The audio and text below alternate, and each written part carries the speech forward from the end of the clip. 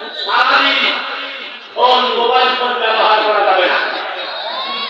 আমাদের এলাকায় রমজান মাসে সারাদিন মোবাইল ফোন ব্যবহার করা যাবে না। মোবাইলে সারাদিন মোবাইল টিপাটিপি করা যাবে না, রোজা হালকা হয়ে যাবে। 2 নম্বরে ইফতার দেরি করে ইফতারে দেরি করা যাবে না। 3 নম্বরে বিপরীত লিঙ্গের সঙ্গে মেসেজে কথা বলা যাবে না। বিপরীত লিঙ্গ যারা আছে এদের সাথে মেসেজে কথা বলা যাবে না। 4 নম্বরে কোরআনকে অবহেলা করা যাবে না। 5 নম্বরে অতিরিক্ত খাওয়া যাবে না। 6 নম্বরে তাহাজ্জুদ মিস করা যাবে না। সুবহানাল্লাহ, তাহাজ্জুদের নামাজ মিস করা যাবে না। 7 নম্বরে পাপ কাজ করা যাবে না। 8 নম্বরে জামাতের সাথে নামাজ মিস করা যাবে না। জামাতের সাথে কি নামাজ মিস করা যাবে না। আর 9 নম্বরে ধূমপান করা যাবে না। এবার যাবে না, কেন ধূমপান করা যাবে না? মানে নামাজ রোজা অবস্থায় ধূমপান করা যাবে না। 10 নম্বরে সেহরি মিস করা যাবে না। আর 11 নম্বরে সুদ খাওয়া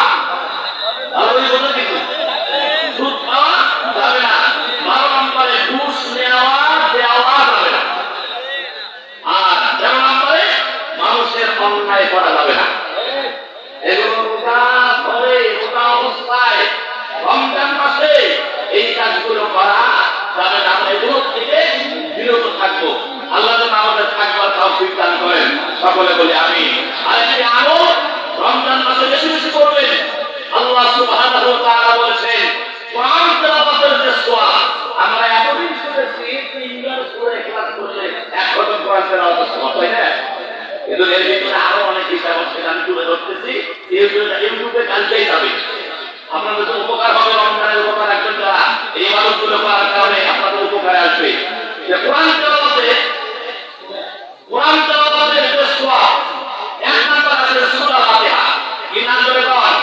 সূরা ফাতিহা। তাফসীরে মাযহার ভিতরে এসেছে সূরা ফাতিহা যদি 3বার পড়লে 2 খতম কোরআনুল কারীম তেলাওয়াতের সওয়াব আল্লাহ তাআলা আমল দিতে পারে। কোন সূরা ধরে কর? আলহামদুলিল্লাহি রাব্বিল আলামিন আর রাহমানির রহিম মালিকি ইয়াউমিদ্দিন ইয়্যাকা না'বুদু ওয়া ইয়্যাকা নাস্তাঈন ইহদিনাস সিরাতাল মুস্তাকিম সিরাতাল লাযীনা আন'আমতা আলাইহিম গায়রিল মাগদুবি আলাইহিম ওয়ালাদ-দাল্লিন। 2 খতম কোরআনুল কারীম তেলাওয়াতের সওয়াব অটোমেটিক নিয়মিত হয়ে গেছে। আল্লাহু আকবার। 2 নম্বরে সূরা নহল। সূরা কি? নহল যদি কেউ না পড়ে 1 খতম কোরআনের সওয়াব। সুবহানাল্লাহ। ইযা জাআ রাসূলুল্লাহি বলেন করে ইযা জাআ রাসূলুল্লাহি ওয়াল ফাতহ ওয়া রাআইতান নাসা ইয়াদখুলুনা ফী দীনিল্লাহি আফওয়াজা ফাসাব্বিহ বিহামদি রাব্বিকা ওয়াস্তাগফির ইন্নাহু কানা তাওয়াবা। 3 নম্বর সূরা কাফিরুন।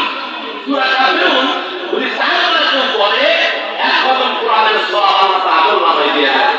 قل يا أيها الكافرون لا أعبد ما تعبدون ولا أنتم عابدون ما أعبد ولا أنا عابد ما عبدتم ولا أنتم عابدون ما أعبد لكم دينكم ولي دين।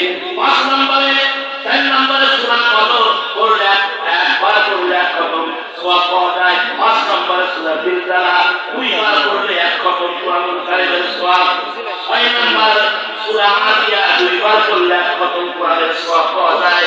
7 নম্বর আয়াতুল কুরসি 4 বার পড়লে 1 খতম কোরআনের সওয়াব পাওয়া যায়।